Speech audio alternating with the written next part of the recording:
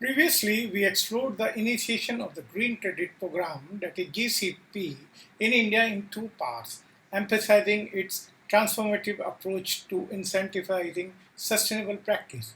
Equally vital now is the urgent need to restore degraded landscape, particularly forest land, which play a critical role in the climate resilience and the ecological balance.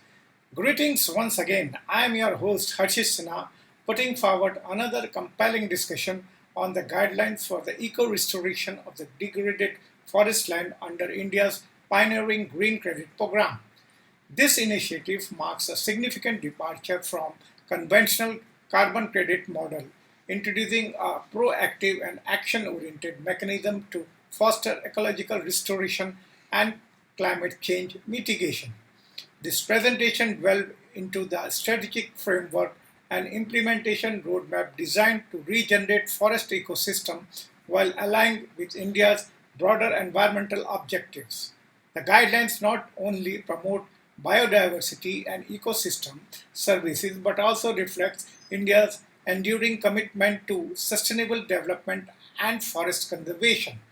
With a robust structure and the targeted intervention, the program offers an innovative model for integrating ecological stewardship with the market-based incentives. Join us as we examine how this eco-restoration initiative is reshaping environmental governance in India and paving the way for a greener and more resilient future.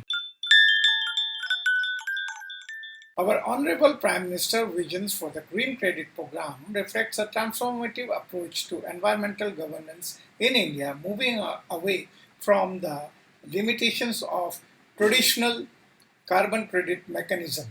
Speaking at the G20 summit in September 2023, Honorable Prime Minister Narendra Modi expresses his reservation about the conventional carbon credit system, noting that they often project a negative tone by emphasizing wrongdoing penalties rather than promoting proactive ecological responsibility. Highlighting the urgent need for innovation against the shortcoming of the Clean Development Mechanism, that is CDMA, the Prime Minister pointed out that the international regulatory framework often suffers from the narrow project-specific constraint and lack inclusivity in addressing the India's diverse climate reality in environment policy. The Green Credit Program, that is GCP, emerged from this vision as a progressive alternative that encourages positive environmental action rather than penalizing past harm. It rewards constructive, forward-looking efforts towards restoration and sustainability by placing environmental enhancement at the core of the national development. The program seeks to reimagine incentives for individuals, community, and institutions to engage in activities that directly benefits the ecosystem. The Prime Minister's leadership has thus positioned the GCP as a pioneering model that redefined environmental responsibility aligned with the India's broader goals of sustainable development and the climatic leadership. Now we shall discuss about this paradigm shift from carbon credit to green credit. The transition from carbon credit to green credits under India's Green Credit Program mark a profound shift in the nation's approach to environmental conservation.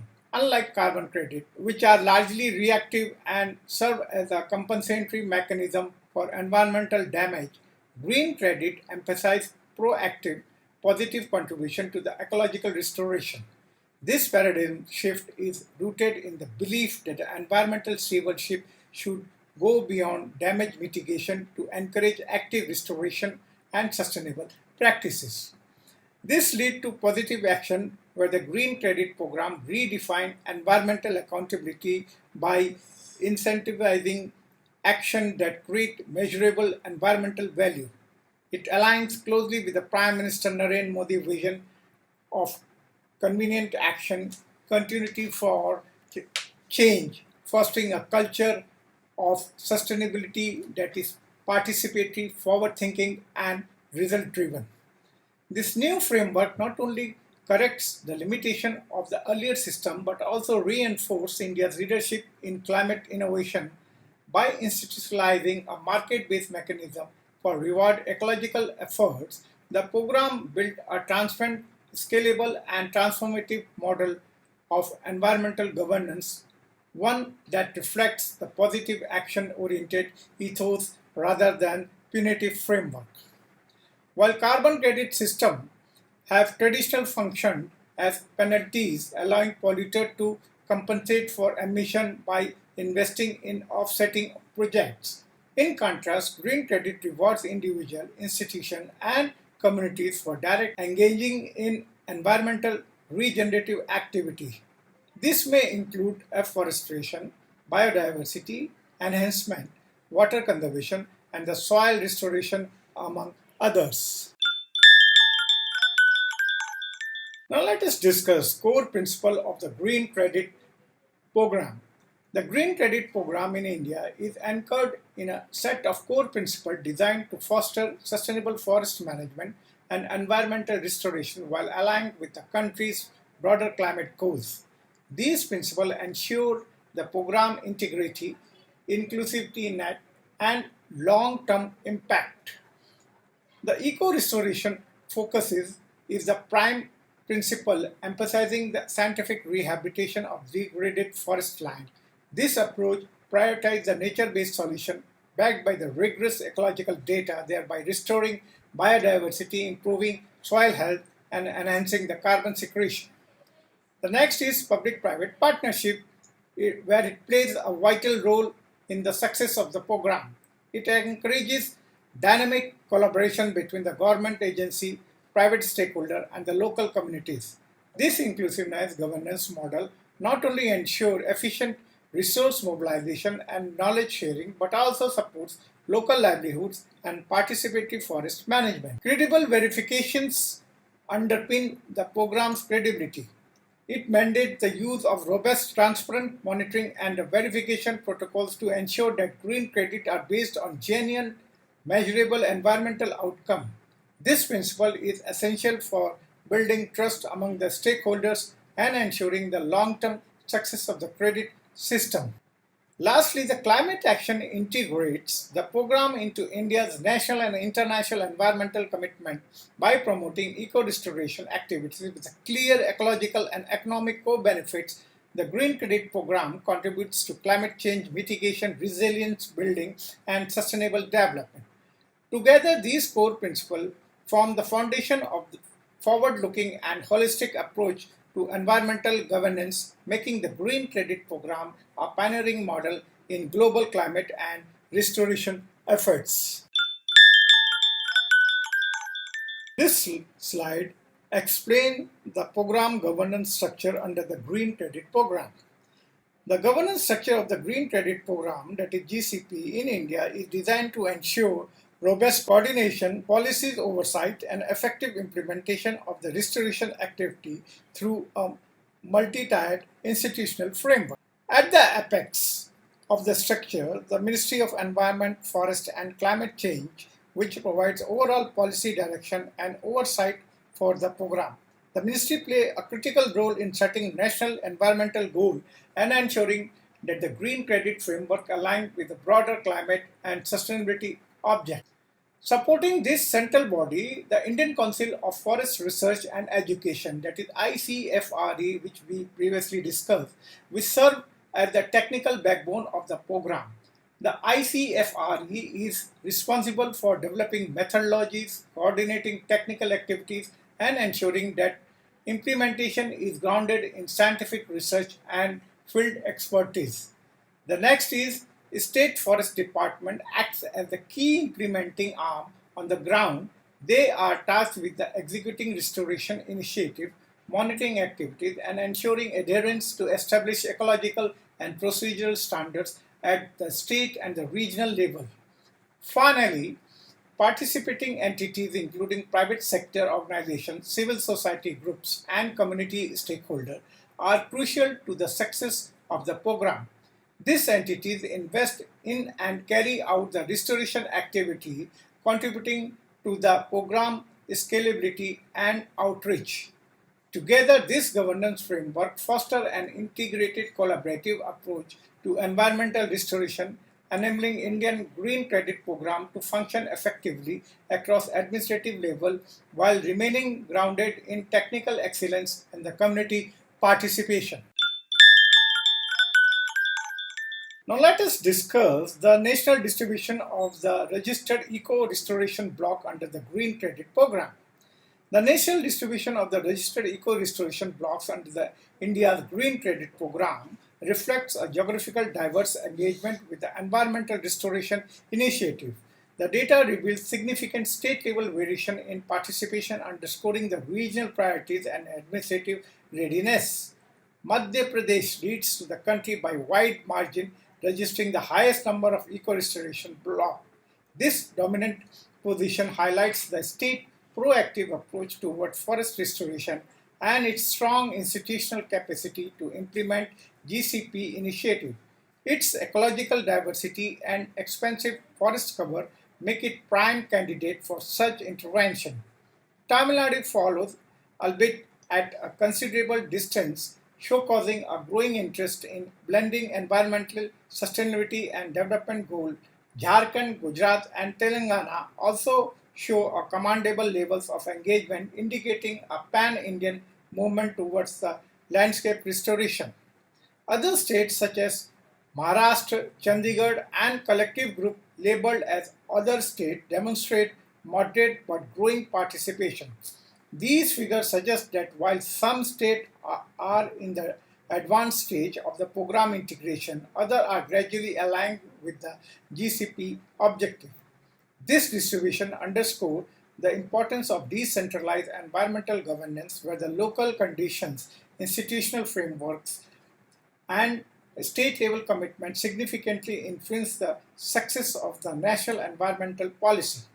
The regional diversity of restoration block also reflects the adaptability of the green credit framework to varying ecological zone and administrative capacity. Overall, the national distribution of the eco restoration block provides a valuable indicator of the program's reach and increasing emphasis on the sustainable land management across India.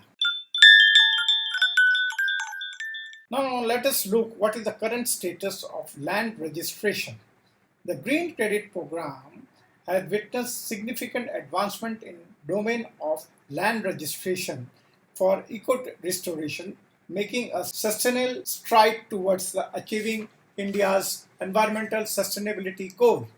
According to the latest data, a total of 25,654 hectares of land has been registered under the program for eco-restoration activities.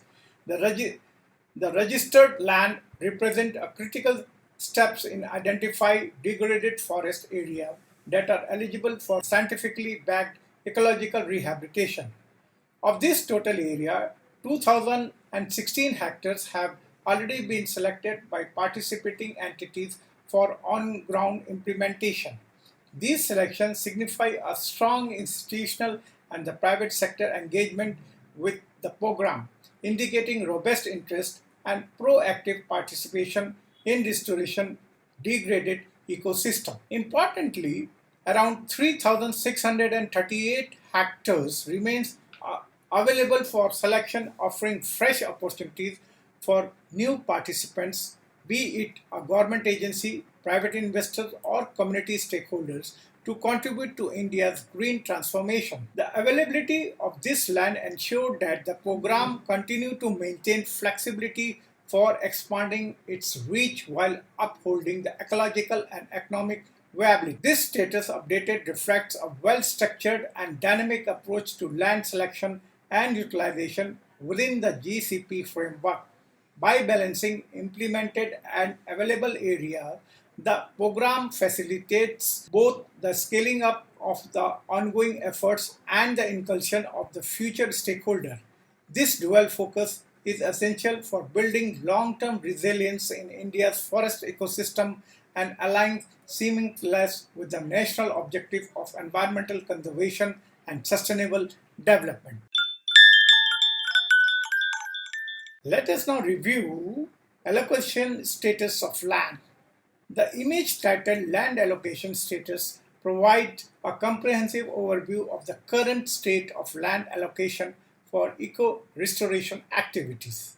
Selected areas, a significant portion, 86% of the registered land, that is 22,016 hectares, have been chosen for eco-restoration efforts. This indicates a strong commitment for participating entities towards environmental restoration. Available areas, the remaining 14% of the registered land, that is 3,588 hectares, is still available for selection. This presents an opportunity for new participants to engage in the eco-restoration activities and contribute to the overall goal of the environmental sustainability. And the third is related with the implementation status. The eco-restoration activities are in the various stages of planning and initially implementation. This suggests that while the selection process has been successfully, the actual execution of restoration projects is still in its early phase. Overall, the land allocation status reflects a positive trend with a sustainable portion of the land already earmarked for eco-restoration. The availability of additional land offers room for further participation and expansion of restoration efforts. The earlier stage of implementation highlights the ongoing progress and potential for significant environmental impact as these activities advance. The status update underscored the importance of continued support and involvement of various stakeholders to ensure the success of eco-restoration initiatives. It also emphasized the need for effective planning and execution to achieve the desired environmental outcomes. Let us explore state-wise distribution registered area. The image titled State-wise Distribution of Registered Areas provide insight into the allocation of land for eco-restoration across three states, Madhya Pradesh, Tamil Nadu and Jharkhand. We will take one by one. Madhya Pradesh. Leading the initiative, Madhya Pradesh has registered approximately 12,000 hectares of land for the Green Credit Program. This substantial allocation underscores the state proactive approach to environmental restoration and its commitment to sustainable practice. Next is Tamil Nadu. With around 35,000 hectares registered, Tamil Nadu has demonstrated significant dedication to forest restoration. The state diverse ecological zone offers unique opportunities for implementing effective restoration strategies, contributing to the overall health of its ecosystem. And the last one is Jharkhand. Jharkhand has registered approximately 2,800 hectares focusing on the restoration of degraded forest land. The involvement of the local communities in these efforts highlights the importance of the community participation in achieving successful eco-restoration outcome. Overall, the statewide distribution of the registered area reflects a strong commitment to environmental sustainability across different regions. Each state brings a unique strengths and challenges to the table, contributing to the collective goal of restoring and preserving natural habitat. The varying size of the registered areas indicate the level of engagement and resources dedicated to these initiatives, showcasing a collaborating efforts towards a green future.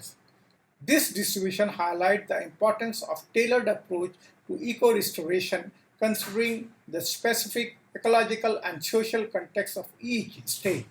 Continued support and participation from all stakeholders are crucial to success of these restoration efforts, ensuring long-term environmental benefits. Now let us discuss who are the top corporate participants.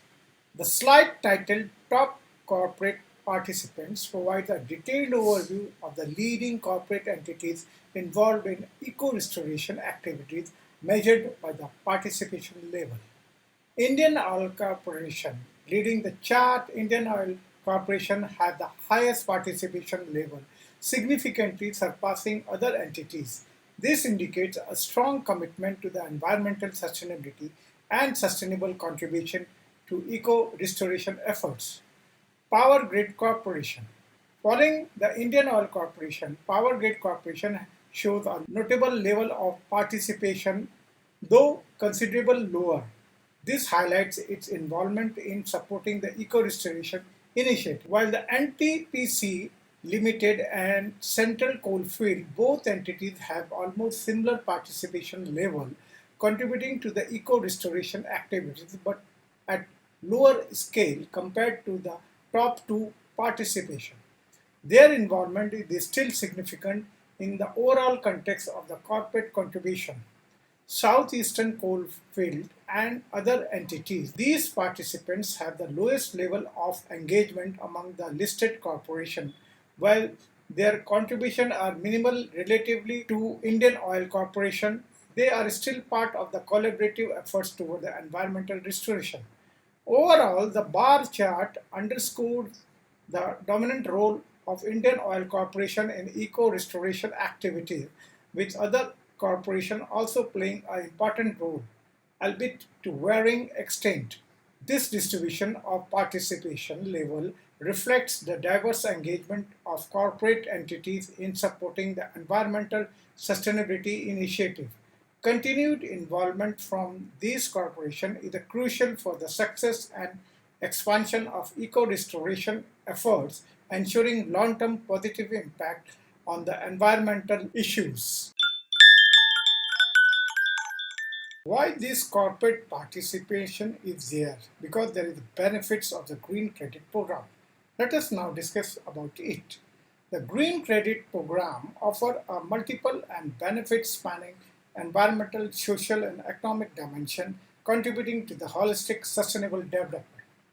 The environmentally, the program fosters the restoration of degraded forest ecosystem, leading to enhanced biodiversity conservation. It promotes improved watershed management, ensuring better water security and ecological balance. Furthermore, tree plantation activities under the program significantly contribute to carbon sequestration and the climate mitigation efforts by absorbing atmospheric carbon dioxide. A crucial outcome is the reduction of the soil erosion and overall land degradation, safeguarding land resources for future generations. The next is social benefits. Socially, the program generates employment opportunities for the local communities, particularly in the rural areas where plantation activities are concentrated. It provides sustainable livelihood opportunity linked to the forest management and related activities, empowering local population, enhance ecosystem services such as improved air and water quality directly benefits local population. The program also encourages improved community engagement in conservation efforts, fostering a sense of ownership and responsibility towards natural resource alongside promoting the knowledge and skill development within these communities. The next is related to the economic benefit. Economically, the Green Credit Program leads to the creation of the tradable green credits, establishing a market-based mechanism for environmental stewardship. It attracts investment opportunities in ecological restoration projects, stimulating green economic growth, enhance corporate environmental responsibility, driven by need to acquire green credits, further contributes to sustainable business practice. In the long term, the program unlocks the economic value derived from the healthy ecosystem services. Moreover, successful implementation holds the potential for international recognition and partnership, attracting further investment and collaboration in India's environmental sector. In essence, the Green Credit Program acts as a catalyst for the positive change, aligning environmental conservation with the social empowerment and economic growth, paving the way for a more sustainable and resilient future. This slide discusses about the eligibility criteria for the land registration.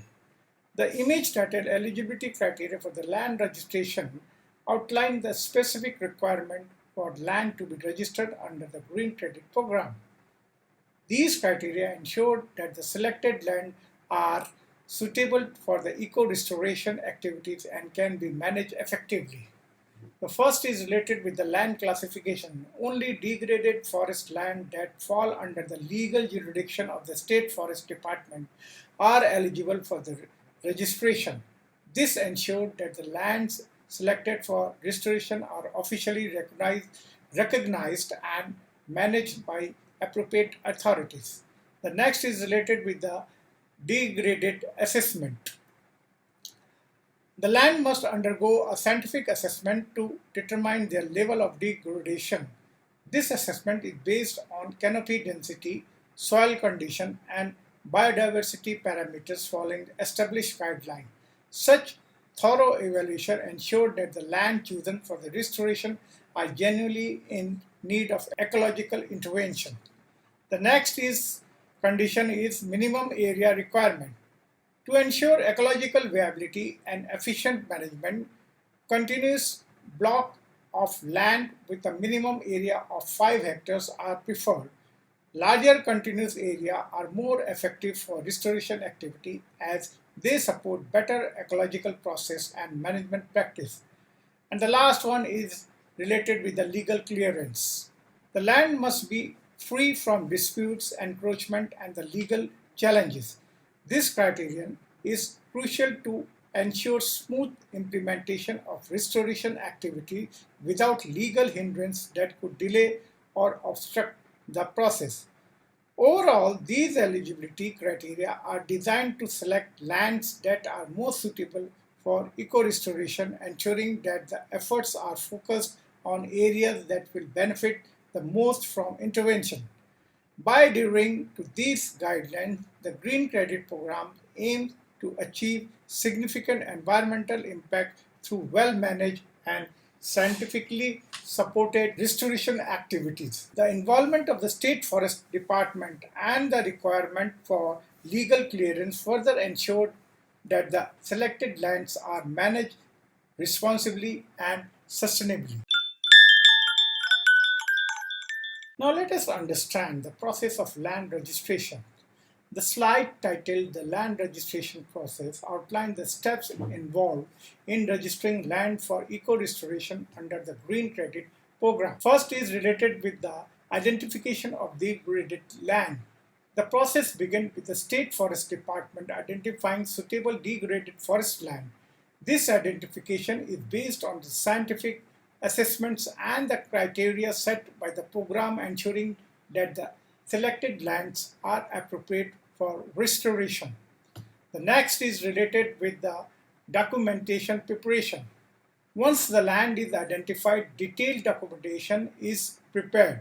This includes information on the degradation status, geocoordinates, legal status, and the baseline ecological condition of the land. Comprehensive documentation is crucial for transparency and effective management.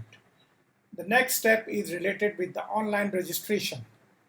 The prepared land details are then submitted through the GCP online portal. These steps involve uploading all required documentation and obtaining necessary approval. The online registration system streamlines the process, making it accessible and efficient. The next and the last one is related with the verification and approval. The final step involves a technical review by the Indian Council of Forest Research and Education. After thorough verification, the land is approved and listed in the GCP land inventory. This listing allows participating entities to select the land for the eco-restoration activities. Overall, the land registration process is designed to ensure that not only suitable and legally cleared land are selected for eco-restoration. By following these steps, the program aims to facilitate effective and sustainable restoration efforts, contributing to environmental conservation and sustainability. The involvement of the State Forest Department and ICFRE ensures that the process is scientifically sound and legal compliant. Now let us discuss about the selection process for participating entities. The selection process of entities wishing to participate in Green Credit Program is a structured four-stage procedure designed to ensure the suitability and viability of the proposed ecological restoration project. The first one is the initial stage, involves the land selection. Participating entities are required to browse the available land inventory on the dedicated GCP portal. This allows them to identify the select suitable areas for their proposed tree plantation or other ecological restoration activity based on their specific requirement and the project goal. Following the land selection, interested entities proceed to the application stage. This involves submitting a formal application that includes a detailed proposed eco-restoration plan. Crucially, the application must also outline the entity's financial commitment to the project, demonstrating their capacity to undertake and sustain the restoration efforts. The submitted application then undergo a rigorous technical review. An expert committee evaluates the proposed restoration plan for their technical feasibility and ecological appropriateness. This ensures that the planned interventions are sound, scientifically based, and likely to achieve the desired environmental outcome. The final stage is approval. Based on the positive assessment from the technical review, a final approval is granted. This is followed up by the formal allocation of the selected land to the participating entity, enabling them to commence the implementation of their approved ecological restoration project. This multi-stage selection process ensures transparency, due diligence, and the selection of the capable entities with well-defined and ecologically sound restoration plan, thereby maximizing the success and impact of the Green Credit program. As we conclude part 1 of this series, let us briefly recap the key topics we have covered. We begin with an introduction of the guideline for eco-restoration of degraded forest land under the Green Credit program, highlighting the vision behind the initiative inspired by the leadership of our Honorable Prime Minister. We explored core principles of the program, its governance structure, national distribution of registered eco-restoration block. The presentation also detailed the current status of the land registration and allocation, including a state-wise breakdown of registered area. Further, we discussed the growing participation of leading corporate houses and the benefits offered by the Green Credit program and the eligibility criteria for land registration. We also covered the step-by-step registration process and the procedure for selecting participation entities. This is just a beginning. Next week, we will dive into a crucial aspect of the program, costing for eco-restoration of degraded forest land under the Green Credit program. We hope you are finding this series informative and engaging. If you have enjoyed the video, don't forget to subscribe to our channel. Your continued support motivates us delivering more high quality content on the vital environmental topics.